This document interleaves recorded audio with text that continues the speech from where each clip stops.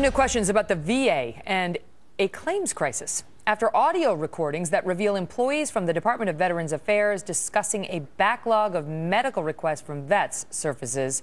And the tapes suggest that those employees decided the best way to deal with the crisis was to just destroy the files.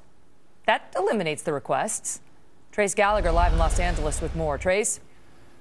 And it's no surprise the VA hospitals are backlogged, Megan, but now this evidence showing that thousands of veterans, many of them severely wounded, went years without getting their checkups, and some did not get them at all, mostly because the hospitals are understaffed, but also because veterans' medical files were destroyed to eliminate the backlog. Now, a former Marine and VA employee who blew the whistle says the VA hospital here in Los Angeles would get 3,000 requests a month for medical exams, but they could only have the resources to process about 800. So every 6 months, they'd have about 13,000 backlogged exam requests. Turns out that wait list accounted against their efficiency levels. So he alleges the hospital would cancel older requests, destroy the files, and now the Daily Caller has obtained audio to back up that claim. Listen. Why are we scheduling orders 5 years back? I'm still canceling orders from 2001. Anything over a year old should be canceled. Should be canceled or scheduled? Canceled, because they wouldn't let us do a mass purge. So it's just a matter of getting in there and canceling them ourselves.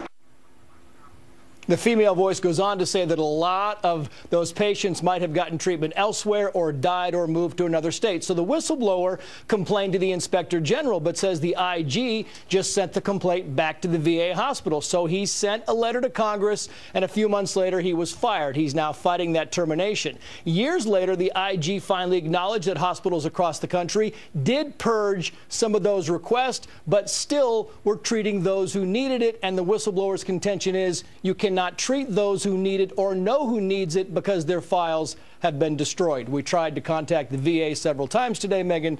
They did not call us back. Wow. All right, Trace, thank you.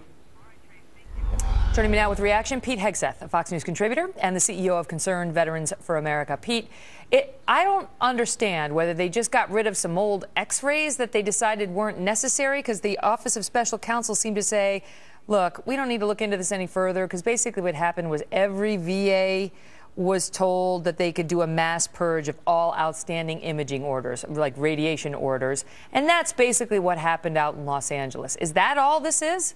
Oh, and that's why they wouldn't comment on it, of course. Of course, that there's some of that, right? They were so far backlogged. There were some cases that have been resolved. Okay, we're going to deal with that. But you know what? This isn't new news. I mean, we've known they've been fudging numbers. They've been fudging appointment dates for a long time. What this is should be alarming, whatever adjective you want to pick, damning new evidence that they're deleting. They are, and the Marine that stepped up and said, I will not be a part of this. I will call my IG office and call out this department, said, because I will not throw other vets under the bus to try to make my performance metrics look better. And he believes in the interviews, he knows that there were legitimate appointments with veterans still waiting who were canceled to make performance metrics look better. It's all about bureaucratic CYA, and that's what you see in this particular In the law, instance. you look for corroborating evidence. So, you know, this is on paper, so they say they did this to cover up the fact that there is a backlog. Well, what's the corroborating evidence? Do we have veterans who are out there complaining that they've had appointments and they can't get in to have those appointments, and there's a backlog and nobody ever calls them back? Do we have that? I think we do. I think we do. Got an email this morning from a friend of mine whose buddy who he served with at that very Los Angeles facility had sent in a request, waited months, then years, never heard back at all, almost died because he didn't get the medical, didn't get the examination needed to identify what he was suffering from. And you, later on in that audio, they talk about dismissively just saying, well, some of them have died and some of them have had other appointments, so let's just delete them.